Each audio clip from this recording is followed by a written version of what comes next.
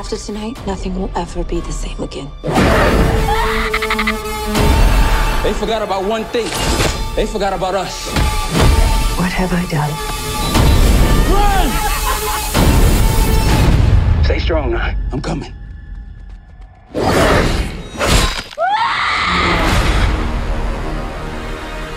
Just remember all the good the Purge does. What's going on, everybody? I'm here to do a review, a non-spoiler review for the first Purge. I remember when I first saw this being advertised a few months ago, and a lot of people were trying to figure out what direction they were going to go with this film, because it's called The First Purge, and it's basically going back to it's basically an origin story of how the Purge started. As we all know, the Purge films have become controversially successful. That's how I would like to describe it. Some people liked them, some people didn't, and then the storylines kind of correlate almost with real life to the point where people were questioning if the Purge would actually be real.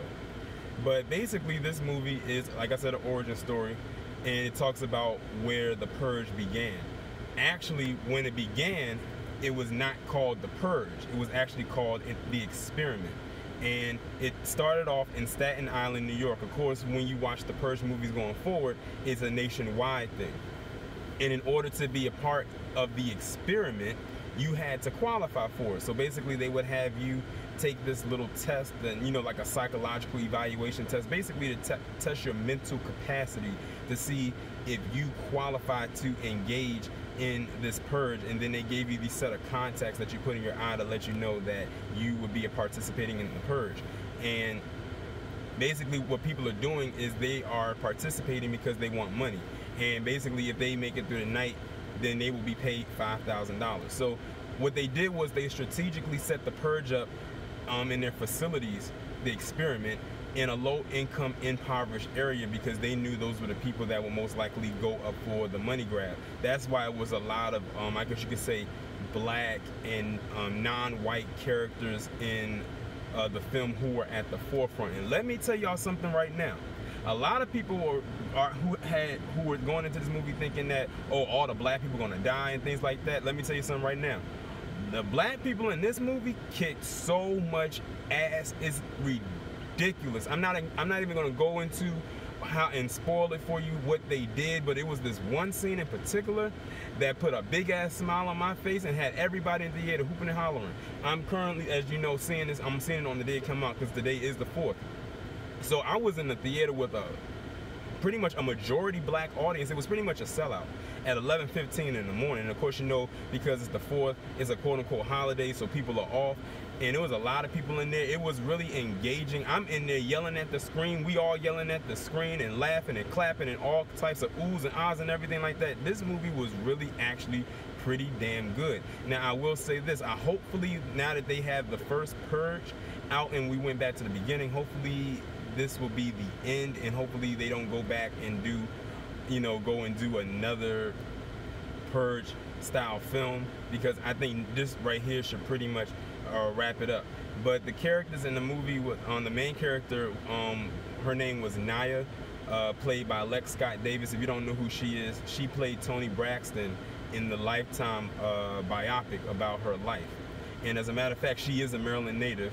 I'm actually familiar with her mother. Not too familiar to the point where I know her mother and everything like that, but let's just say me and her mother used to be in this, I guess you could say this business together, and that's how I'm familiar with her.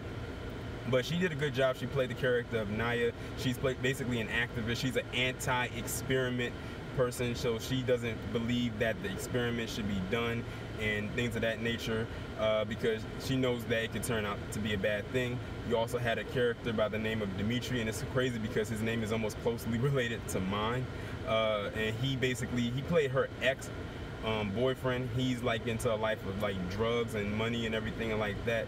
But listen, his character, y'all are gonna love the hell out of his character should y'all see this movie. His character was a straight up badass.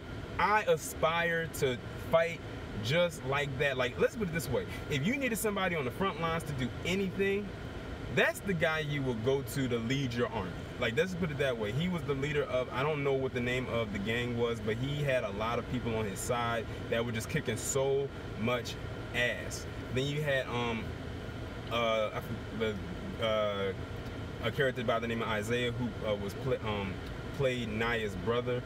He was kind of like a naive type of person. He would do anything to get some money. He even sold a little bit of drugs, but you know, he wasn't really about that life. And he ended up being, well, I'm not going to spoil that for you, because I'm going to save that for the spoiler, because I am going to do a live stream spoiler review of this film, probably maybe on Sunday.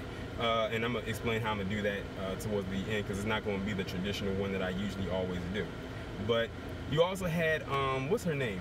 I forgot the actress who played Nina on New York Undercover. For all my 80s, maybe late 70s and 90s babies who are familiar with that show, I forgot, I think her name is Laura Velez. I'm not entirely sure if that is her name, but I think it is, who played in this movie as well. But the one character who was the comic relief of this movie was a character by the name of Dolores. She was funny as shit throughout this entire movie, from the time she stepped on the screen to the time she, pretty much to the end of the damn movie. Like, she had everybody cracking up, but she definitely held her own. Everybody in this movie did a very good job.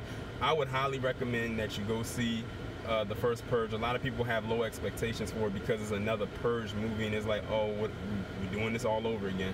But it's good. I like origin stories, and this one was really good, and I like the angle that they went at it, because who knows, something like this could actually happen. I mean, look at the direction this establishment is going in. And the first Purge basically was a testing ground. It was an experiment. So it took place just in the Staten Island. It didn't take place all in the whole state of New York. It was just on Staten Island for a reason. And then, you know, it's also talking about infiltration and a whole bunch of other stuff. Like, it hits a lot of points in this film. And then, of course, you know, we all know what's going to happen next, because we've already seen the previous 3 Purge movies.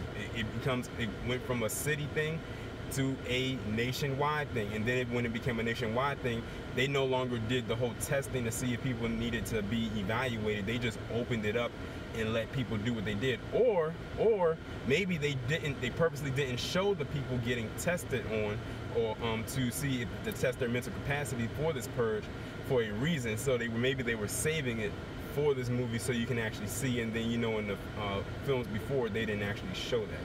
But there's a lot of stuff going on. Oh yeah, Marissa Tomei played in this movie as well. Interesting character.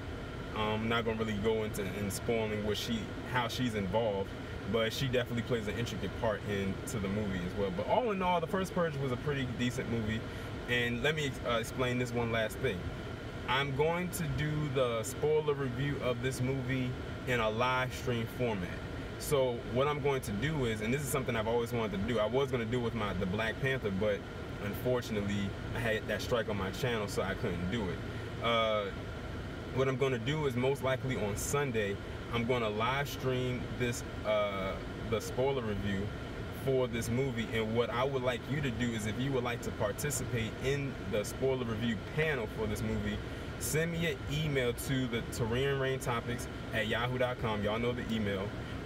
In the subject line, write panel. Like type the first Purge panel right there. That way I can have your email, and then once it gets all set up, then I'll be able to send it out, and then you can join the panel. I would leave the link in the chat like I usually do, but as y'all know, I have a pest control problem with a lot of these Twitter stalkers and these trolls, and I don't want any and everybody getting up on my panel. If I don't get anybody who's willing to participate, I'll do the spoiler review my damn self. I have no problem doing that either. But all in all, the first Purge was a very good movie. I really enjoyed it. If I had to rate it, I would give it a 8.5 out of 10. It had its little moments here and there that, you know, was like, oh, they didn't need that. But all in all, how the movie shaped up, especially towards like the middle through the end, once that purging, you know, actually began, then it coasted off from there. Y'all let me know what you think down in the comments. Like, share, subscribe. Make sure to donate to the PayPal. And if you are not a Patreon and would like to become one, you can do that as well. I'll talk to you in the next one.